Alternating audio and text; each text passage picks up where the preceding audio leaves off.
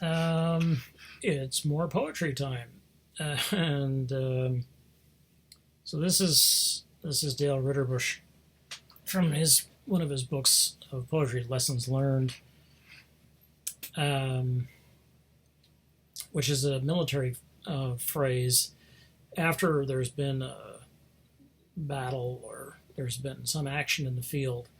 Um, the commander and usually a junior officer is tasked to write a report. Um, and part of the report includes lessons learned because you have to indicate basically what has the military learned from this encounter with the enemy or from whatever happened, and how should they change their behaviors and so on. The military is a very, very rigid, conservative institution. When I say conservative, I don't mean that they like the right wing. I mean that they small c conservative. They very bound up in tradition, hold on to the way they do things, and they don't like to change things. So having a junior officer say, "Oh, we should have done this instead of that," is like, yeah, they've heard that before. So Dale's book is called Lessons Learned. So in other words, these are the lessons that he, a combat soldier, has learned after the war. So it's ironic. Dale Ritterbusch is an enormously ironic, has a wonderful ironic. His poetry has this amazing ironic tone to it, and it's bitter and it's ruthless, and he tells the truth, and it's wonderful poetry. He's got no time for sentiment, and wow, what a writer, amazing. So this one is called.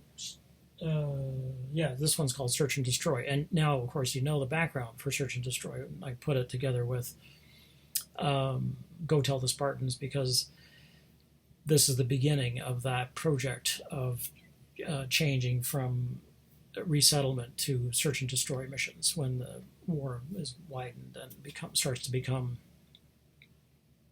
the sort of out and out, dreadful combat. Okay.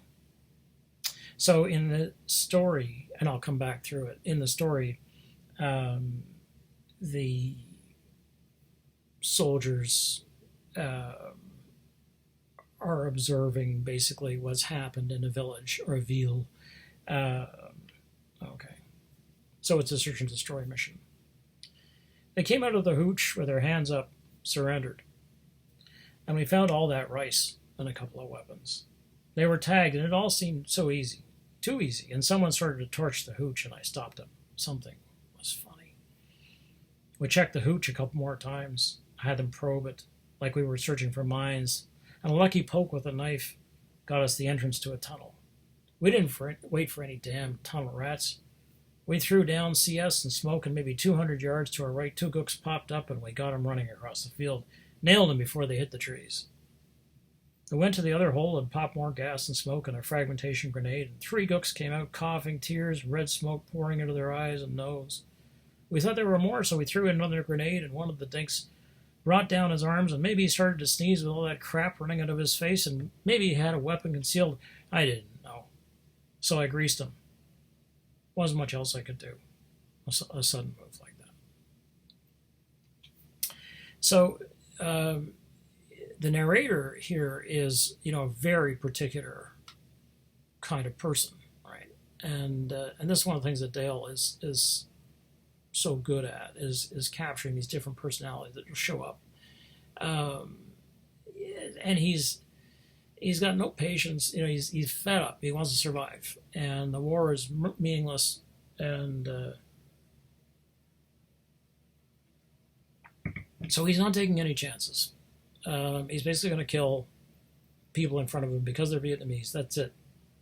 So this is one of the situations I talked about in Lecture 1, the background lecture, where you go on these search and destroy missions and you're not going to find young men, because as they say, the young men have been taken away.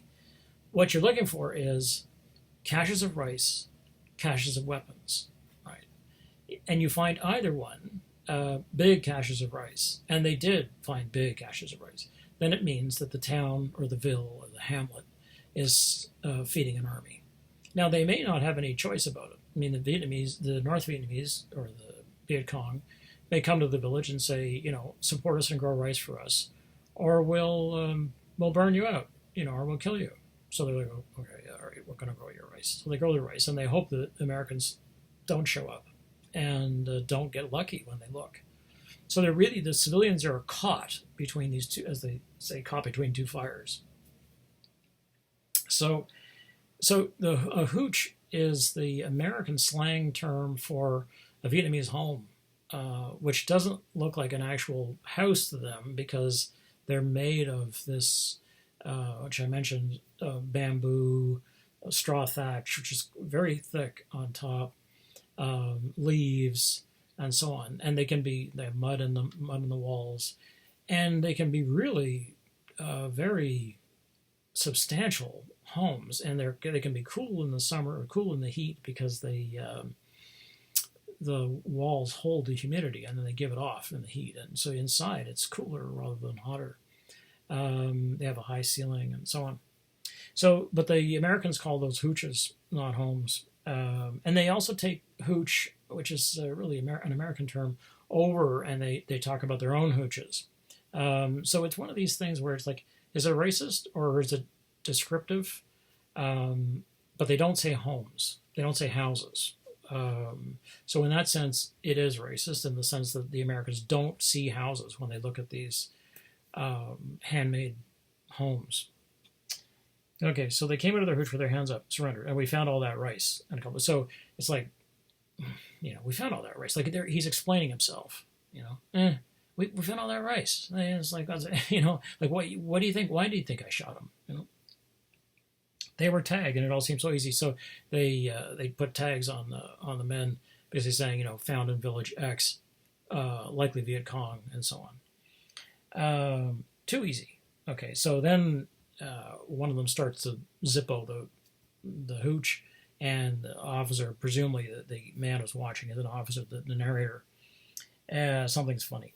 So they poke around and they find a spider hole. Spider hole means that they've dug a tunnel, not just to hide in, but to snipe from. That's the argument. And that there will be a tunnel running 100, 200 yards, sometimes all the way to a tree line. And this has to be dug by hand. There's no, it's like dug with these small shovels. And the soil of Vietnam is this thick, muddy, heavy soil. So if you can imagine, shoveling underground with a scoop, basically, and having to carry out all the dirt, it is hard work, and there's not enough air, and so on. People pass out in the tunnels. Okay, so these tunnels are really something. These tunnel complexes are really something. And you can actually, if you've visited Vietnam, and some of you will have, you can actually go into the tunnel complexes near Marble Mountain or at Cu Chi, which is where the most famous tunnel complexes are. It's a whole other thing I'll talk about. So they get a small tunnel complex, and then they throw in CS. CS is like a gas. It's like tear gas, basically. So it's an irritant. It'll, you start to cry, and your nose produces these rivers of mucus, and it's just that's it. You can't do anything. And so maybe 200 yards to our right, two gooks popped up. Okay, so one of the standard references.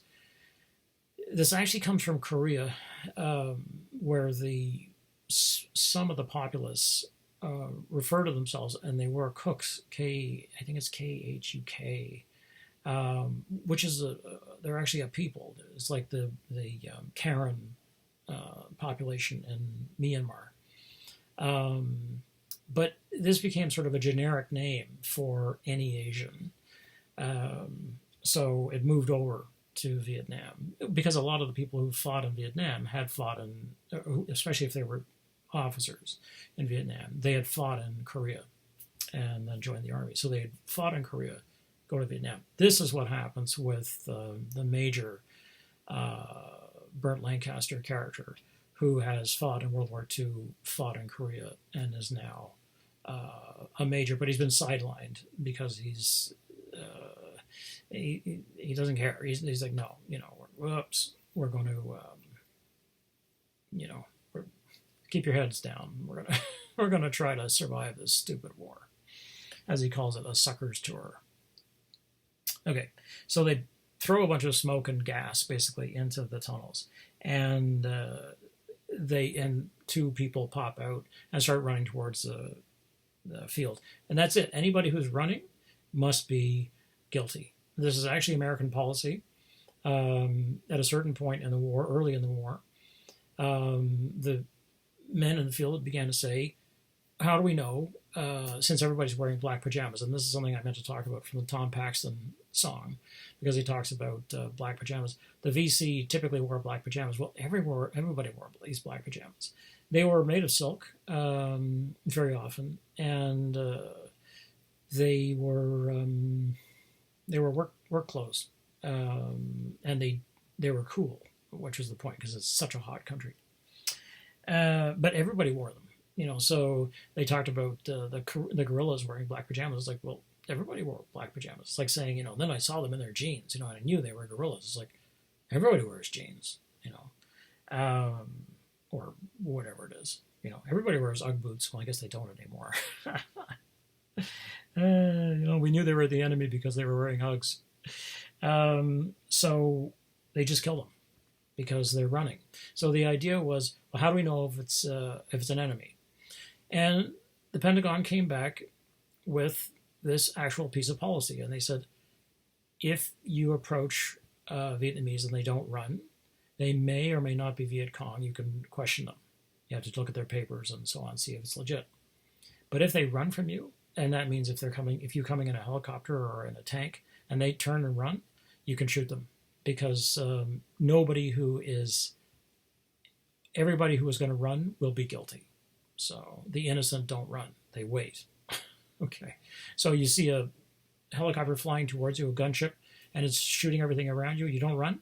No, you got to stand still. So they're running. So they nail them. Okay, they wait. We went to the other hole and popped more gas and smoke, and a fragmentation grenade. Okay, these are really nasty.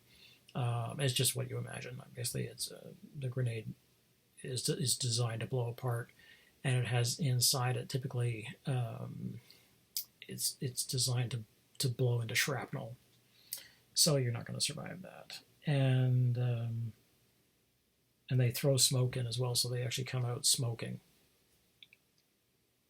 And then they just throw in grenades. And so then this guy comes out. Oh, he says, one of the dinks brought down his arms. So Gooks, dinks, slopes, all very typical racist terms for Vietnamese. Really any Asian at this point, but maybe start to sneeze. So he's just, because he's been gassed, right? CS gas, so tear gas. So he's, so this mucus is just pouring out of his nose, and he'd be coughing and his eyes tearing, and it's just like pouring. Your eyes are just pour tears, like being pepper sprayed, with all that crap running out of his face. Maybe he had a weapon concealed. I don't know. So I greased him. So we've got nailed. They nail the two runners. There's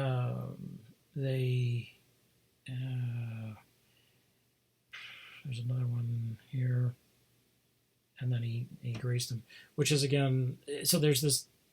It's like, you don't kill anybody. Nobody gets killed. They get nailed. They get greased. They get offed. And O'Brien talks about this in other parts of his book. And then, but he's explaining himself. It's like he knows he's guilty. He knows that this has been trouble. Wasn't much else I could do. A sudden move like that. So who knows? It's just that he decided he was going to kill this. This person has become a sort of sociopathic killer, in the sense that they no longer have any feelings left, and they just want to survive. Yeah, amazing poem.